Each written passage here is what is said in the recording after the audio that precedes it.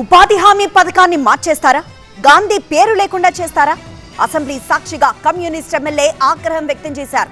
బాధ్యత లేని మీ భావజాలం ప్రజాదరణ కోల్పోయింది అంటూ కౌంటర్ ఇచ్చారు కేంద్ర మంత్రి.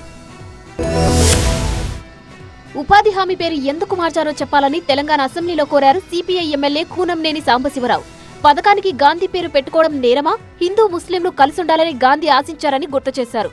జాతీయ గ్రామీణ ఉపాధి హామీ పథకంలో లోపాలు ఉంటే సరిచేయాలి, కానీ పేరు మార్చడం ఎందుకని ప్రశ్నించారు. 2005లో కమ్యూనిస్టుల మద్దతుతో జాతీయ గ్రామీణ ఉపాధి హామీ పథకం తెచ్చారు. ఇప్పుడు పనికి మళ్లిన చట్టాలు తీసుకువచ్చి ప్రజల మీద రుద్దుతున్నారని మండిపడ్డారు. రైతు వ్యతిరేక చట్టాలు తీసుకువచ్చిన కేంద్రం చివరకు జాతికి క్షమాపణ చెప్పిందన్నారు. ఉపాధి హామీ పథకాన్ని యథావిధిగా కొనసాగించాలన్నారు కూనంనేని సాంబశివరావు.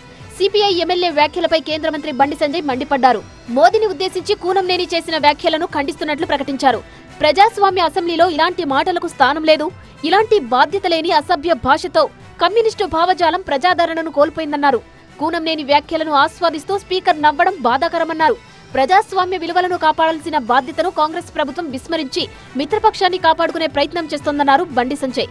కాంగ్రెస్, కమ్యూనిస్టు పార్టీలు రాజకీయ దూషణలకి పరిమితమై ప్రజల విశ్వాసాన్ని కోల్పోయాయన్నారు.